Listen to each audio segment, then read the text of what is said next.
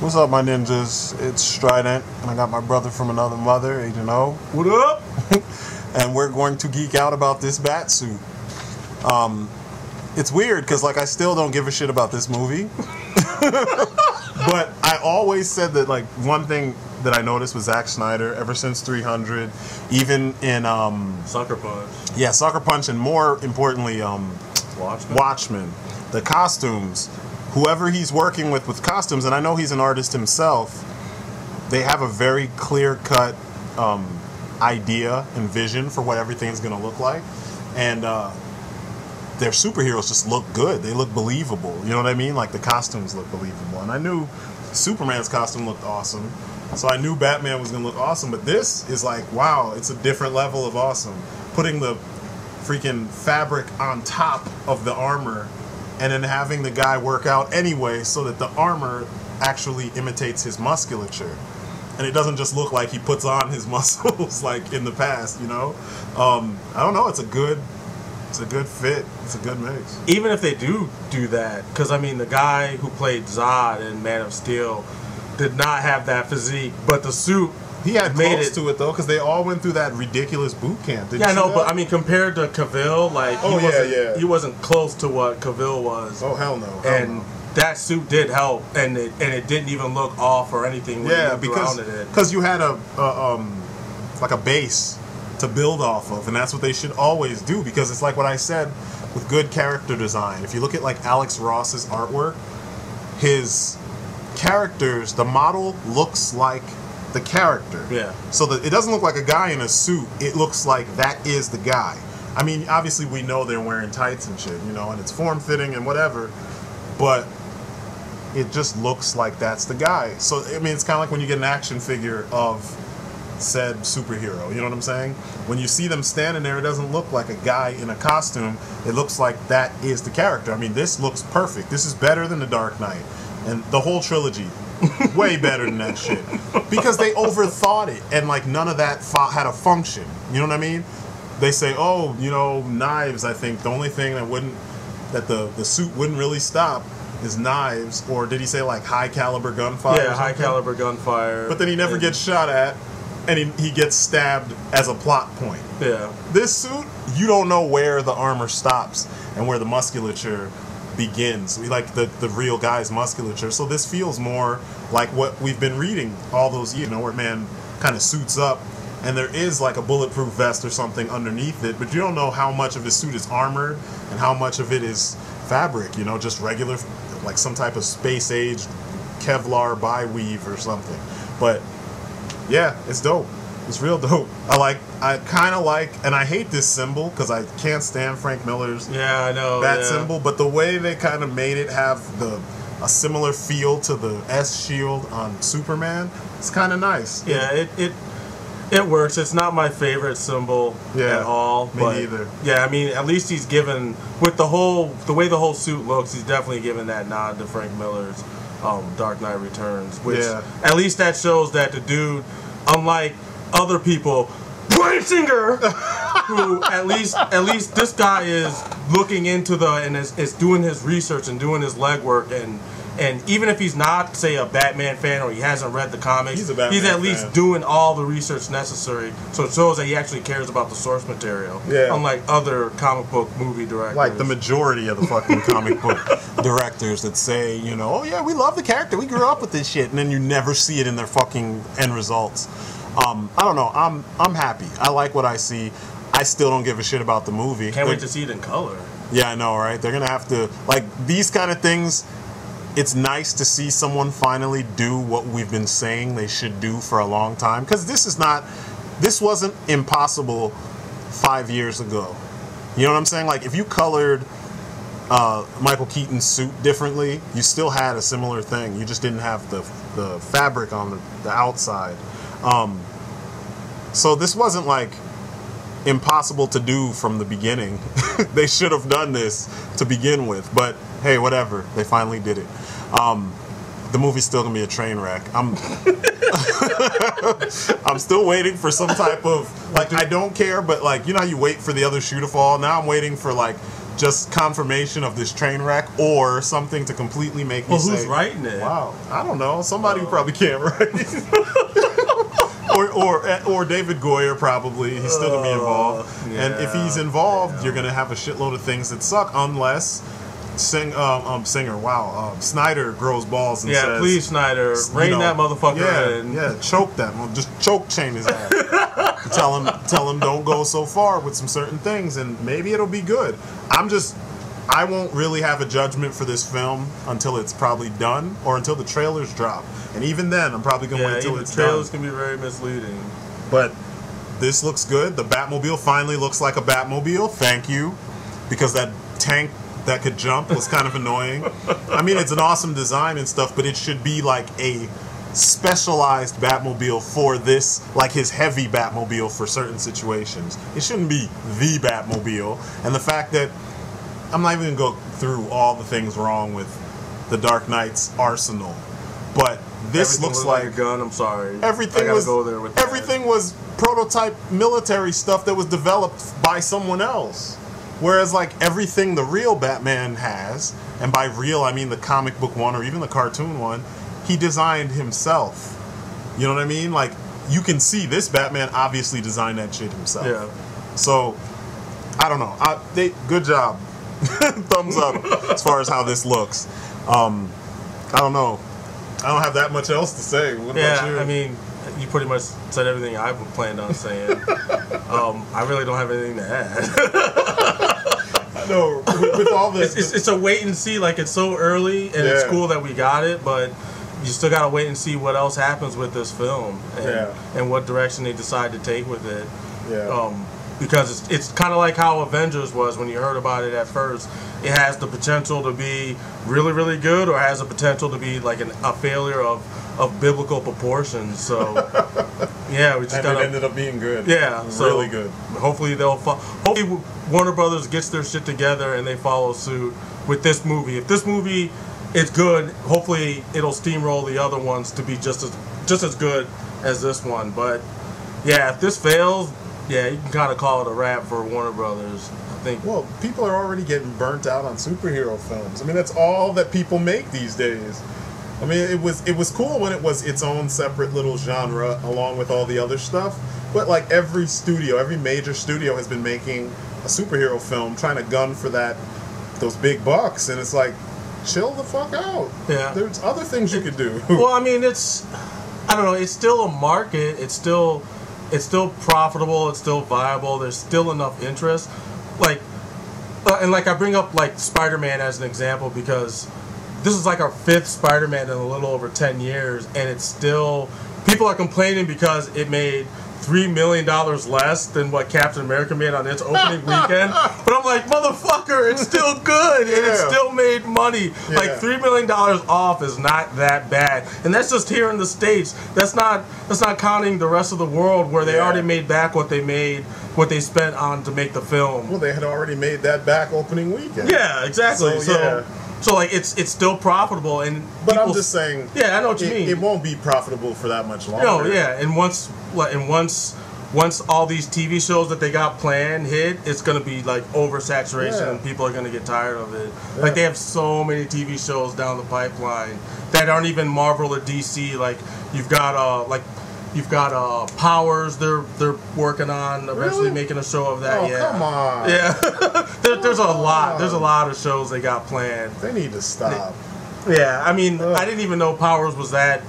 It's a big deal as far as people, like independent comics go, because I think that was under Image, and they had never done a kind of a whodunit type situation, like investigating the deaths of superpowered characters, you know, because it's something you see in comics all the time, and then you wonder, like, who deals with that shit? I mean, it's like kind of like how back in the day we used to have Damage Control. Yeah, I was just gonna say, what if they did a show about that? And they wanted to do that years ago. Dwayne McDuffie was gonna write it, and they turned it down. They said no one wants to see people clean up after, battles, but I think it would have been pure comedy and it would have been perfect. And you could have set up situations where while they're cleaning up something, maybe somebody comes across a certain device that got left over that causes a bunch of trouble. Yeah. Or maybe they overlooked like a monster that got buried under some rubble, so now they got to deal with that shit too. I mean, there's things you could have done. So many things you could have done with that could have actually made it interesting. But now, see, back then it would have been one of a kind because we didn't have that much of that. I mean, we had superhero shows, but they were like network TV superhero shows that were made up by the network and they were corny. Yeah, no, I'm talking about even further back, like freaking Automan and Manimal. Yeah. God, that shit was awful. And Starman and what was the other one with the Phoenix Medallion? Starman wasn't based off the DC comic? No. Oh. It was a whole different thing. I think it might have been based on the I never watched it. The movie, and the movie wasn't based on the comic either. It was just an alien in a human form, and it's been so long. But you had Super Force, you had what was that other one? There was that other show, Secret Identity. Yeah, and then there was that show Michael Chiklis was in, where it was a Fantastic Four, but it was not the Fantastic Four. No Ordinary Family. Yeah. So, superhero. I think the superhero film genre is getting to critical mass. We said this a long time ago. I forgot who asked us this, but it's on one of our videos. Someone asked us, "What do you think about superhero films in the future? Like where it's gonna go?" And we all were like, "Critical mass. It's about to hit critical mass." It's just one of those things. But hopefully, if they study Justice League Unlimited, and they use that for their framework for the Justice League film, then we got a winner. Pick any of the really big stories, any of the finales for the 2 seasons of that show, or the half a season wrap up. You're definitely gonna have to have Darkseid. Yeah. So we'll see what they do, man. It's weird. I kind of feel sorry for Zack Snyder because you've got this like hipster generation of superhero fans. They don't really like superheroes because they like superheroes. They like them because they're the shit right now. So the way they look at everything is under a microscope based on what the rest of the internet says. And if he does anything that a few people don't like, that's 1,000,000,000,000 trillion people worldwide that are going to just bash him and follow suit because, as you know, the internet is full of dick riders. And it's frustrating because things don't have the ability to be accepted and respected on their own merits. People don't have the ability to think on their own. Exactly. It's just, I don't know. And it's annoying. And we talk about this often because, there's a lot of things that, for instance, The Amazing Spider-Man 2 is a perfect example. All these people have issues with all these things, but a lot of these plot points were very similar in the comics. It's just they didn't all exist in one specific episode or one issue. And people are bitching about all these parts. I'm like, make movies then. Make better movies. There's a couple fan films that have shown us that it can be done right. You know what I mean? And it looks like Snyder, in his mind, sees things similar to the way the director of Dead End is seeing things, where Batman looks like the traditional Batman, except he went a little bit further, where you could see there's things, the suit could be a little bit more tactical than what we can see right now. Like there could be things hidden in parts, or the armor. There could be what's the word I'm looking for? Not strength enhancers, but like pneumatics or something in the suit, kind of like in the first in the Dark Knight in the beginning when he bent that gun barrel. There could be all kinds of things in there, but it looks more like what we know Batman to be. It looks like Batman from Hush with the Dark Knight symbol. Or you know what I mean? Like it's like what's his name? Kevin Smith said it's real Jim Lee-ish. It just has that Frank Miller bat symbol. Yeah, and the burliness that kind of Frank Miller used to draw Batman in. Yeah, well, he's not that big. I mean, bigger than how Bale was. Oh yeah, he looks bigger than Bale. Yeah, for sure. Like, it looks like he snapped Bale in half. Just put him over his knee and just snap him Bane style. Snatch him out of his boots. Why are you impersonating?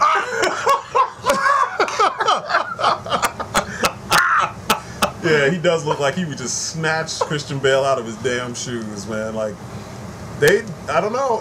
There's some kind of method to the madness, and at the very least, it looks like the action, if Snyder is involved, there's going to be some action scenes that are just going to kick ass. I mean, 300 has a couple of the best fight, like, action scenes that we've seen, period. Even if things are happening in the background where you're like, how the hell did that happen? Still, overall, it was thorough. It personified the character. I don't see it being any different for Batman. I pray to God that Snyder has this version of Batman operate the way Jason Bourne was operating. Like, just how effective he was and how, I don't know, just how prepared he was and the way he executed everything. It just, if he did that, and you know, and then did all the other shit that Batman does, that shit would be official. Yeah. Because we haven't quite seen that in a long time. Yeah. Not with Batman. I mean, well, we see it in other shit, but when it comes to Batman, it's like people just forget, or they didn't read the books enough to. They just want to be badass, man. He's just badass. Look at that costume, man. He's badass. Like, get the fuck out of here. It takes more than that. That's not the only reason why we like the character. Granted, these hipster fans, that's why they like the character, because he wears black and because he doesn't follow the rules. And he's dark. But realistically, he is the guy who makes the rules. He's that. What is that, 1% of the population that has all of the fucking riches? So he can do whatever he wants. So if you really are objective in your criticism of Batman or why you like the character, technically, if you're really that elitist, hipster, you know, you're not trying to be a sheep, you shouldn't like this guy, because he's the reason why our world is so fucked you definitely up. can't say you relate to him. Yeah, so, you know, anyway, enough. We won't bash Batman, because, you know, at the end of the day, we do want to see, you know, him kind of done the way he should have been done on screen for years, and this looks like at least they're a couple steps closer. So I don't know. Yeah, hopefully the rest of it hopefully they just fall through. Now the one I really want to see, because I keep talking about Gal Gadot putting on weight and doing all this working out, I want to see what she looks like. I got no hope for that movie. I'm sorry. I already said the movies. I already know. I think it's gonna be a train wreck. That movie I have no hope for. No, no, it's not a movie. It's part of this. Oh, that's what I mean. Well, yeah, I have no hope for that aspect of the film. Like, because like the other day, like I finally watched Fast and Furious 6 finally, and I kept looking at Gina Carano, and I was like, my God, like, why the fuck did they not use this woman? Like, I already knew. I mean, I was already like, why didn't they do it? But then I'm watching her do her thing. I'm looking at her overall look and how just her face has it reminds me of, her face looks like an Adam Hughes drawing. Yeah, yeah. And then she's got this soft look, but then she's thorough as hell. I mean, just the proportions, I mean, the way her jawline is, it just looks like Adam Hughes drew her. Yeah. All she needed is, you know, black hair, maybe a few extensions in there or whatever to give her that voluptuous, voluminous hair look that you always see Wonder Woman have when they draw her. And bam, you've got motherfucking Wonder Woman. Like, she doesn't even have to tone up or anything. She doesn't have to tone up or train extra hard like you have to train other people. Just throw her in there. Yeah, give her a sword and a shield and bam. Yeah, and give her only a handful of lines. Yeah. And just give her a coach. Or spend more time, spend more time with her having an acting coach than her training in the for the movie like everyone else is going to have to train. Like she should be training in her acting. Yeah. It just, I don't know. We'll see. But I've been hearing that she's putting on a lot of muscle. And she needed to put on a lot of muscle. Like I told you, grease and chicken. That's all she needed to eat. Freaking chicken, big ass chicken fillets.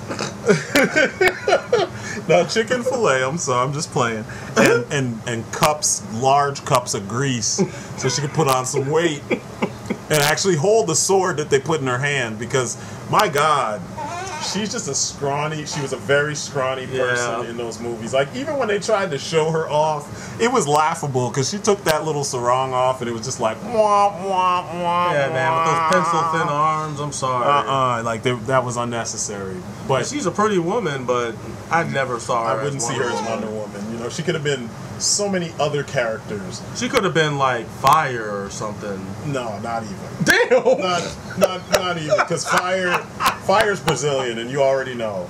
Brazilian women, they got it. Whatever it is, that thing, they got it. And she don't got it. That's true. She's pretty, don't get me wrong. But you know? she could have put on weight that way, and it would have been maybe, all right. But like, you looking at her body shape? Nah, she don't got it. No, she's built like a cardboard box.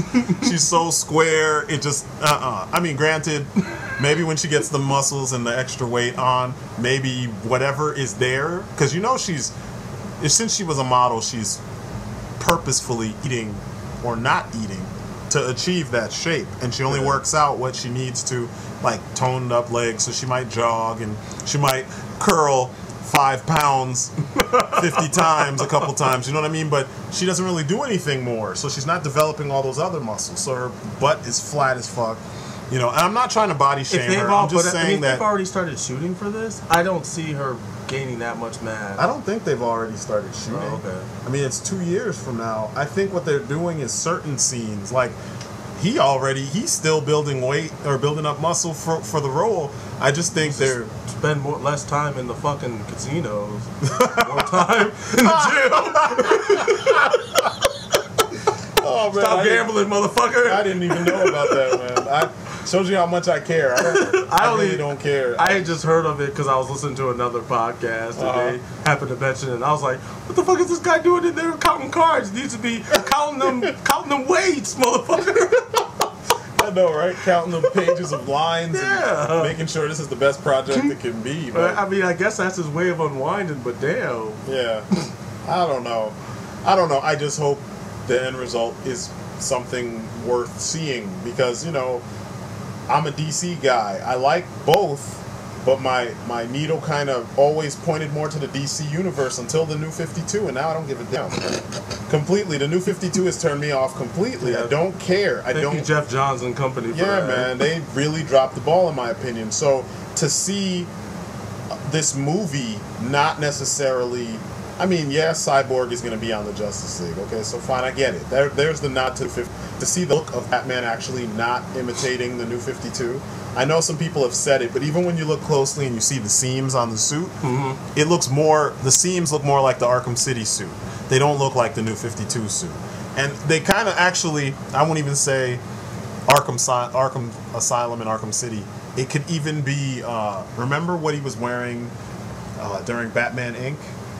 Yeah. When they finally took the trunks away from the costume, yeah. It kind of looks along those lines. I've heard people make all other kinds of comparisons, but I mean, really look at it.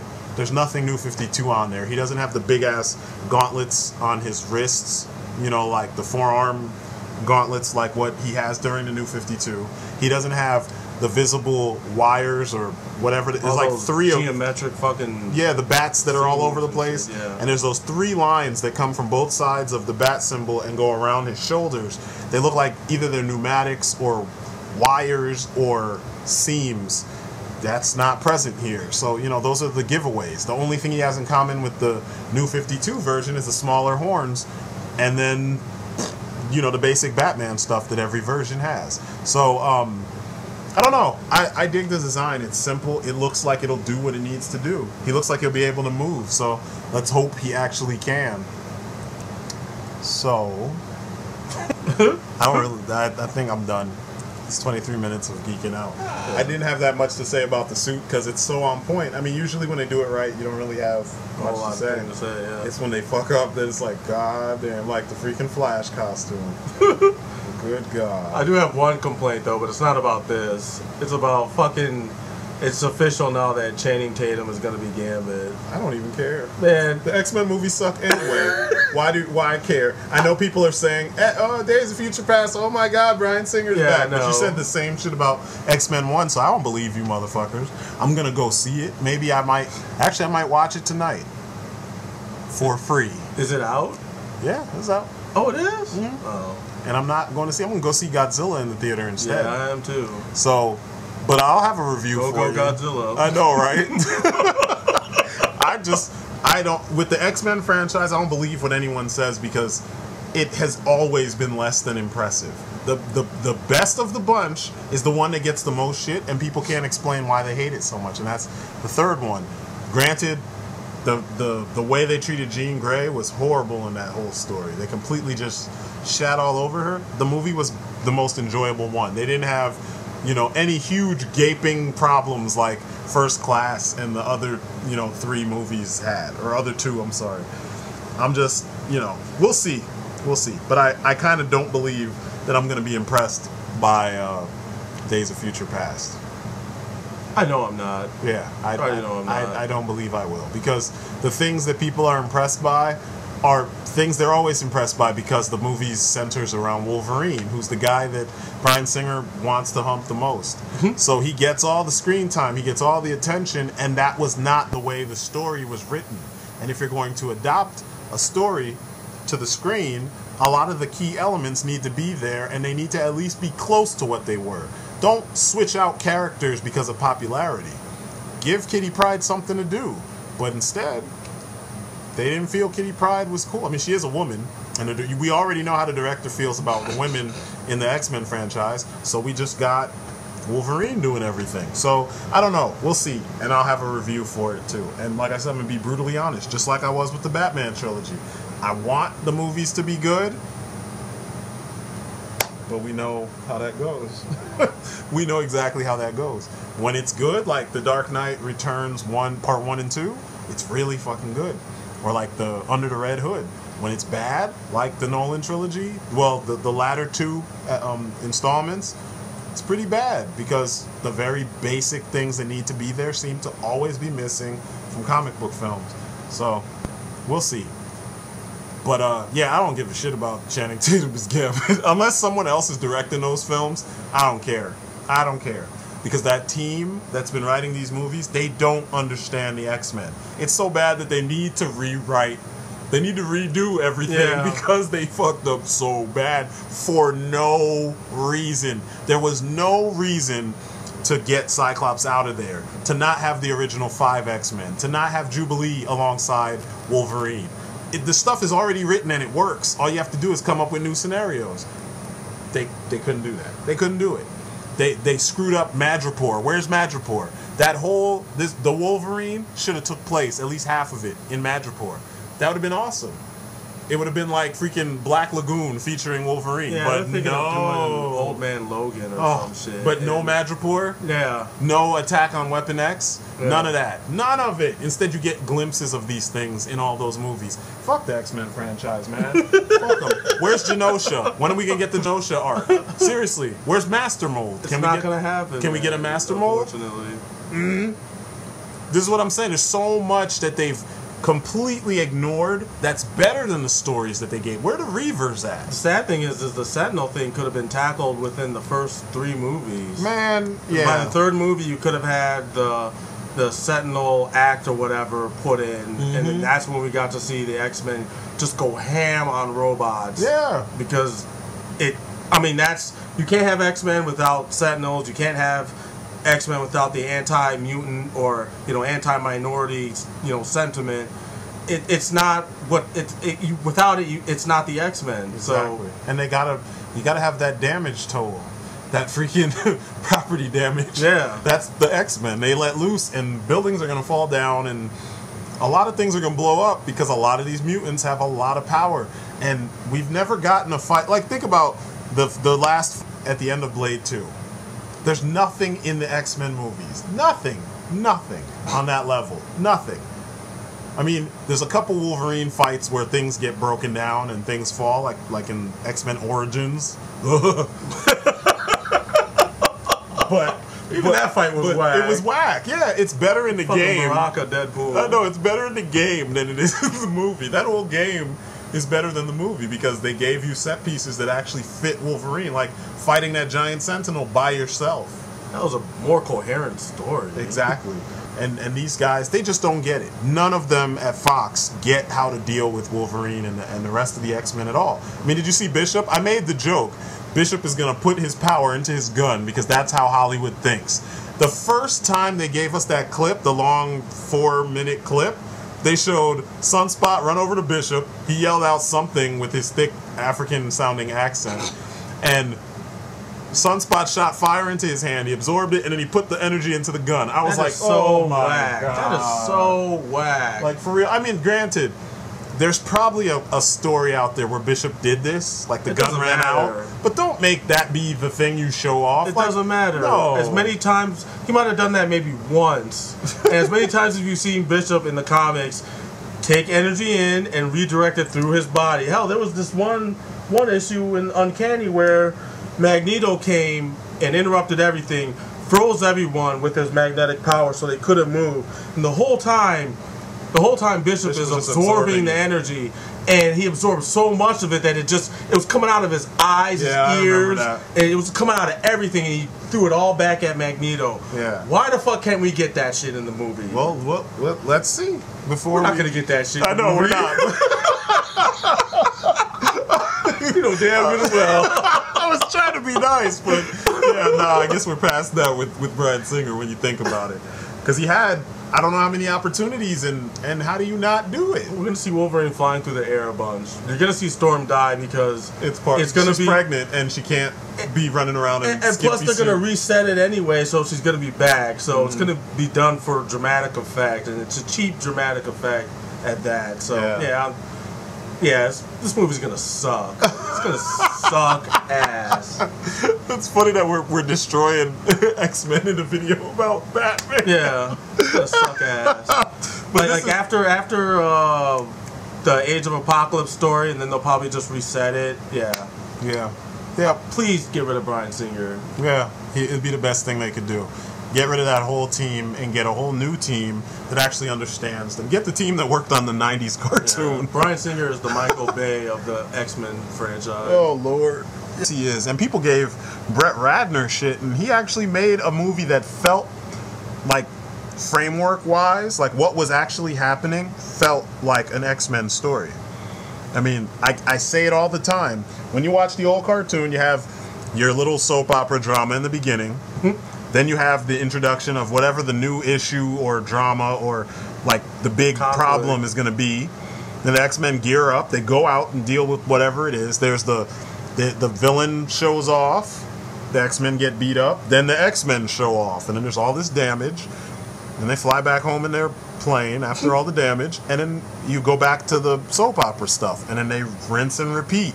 I mean, that's X-Men in a nutshell. Because there was always that interpersonal drama, because you had so many people and personalities living in the mansion, and they all have to get together, different powers, different whatever, you know? This is the real world before the real world. Exactly. So, like, the way that they write these movies now, it's like, you start off and it's like, hey, look at Wolverine.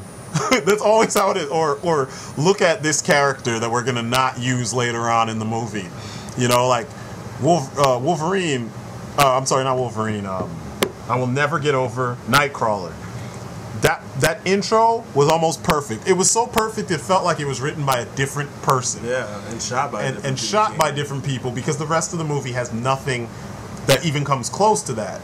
Like, even the physics of how he was hitting people and what he was doing, and then you go back and you look at Wolverine's scene when he was killing all those soldiers in the mansion. He stabbed some guy and moved his arms back, and then two guys go flying in two different directions. I'm like, Wolverine's not that damn strong.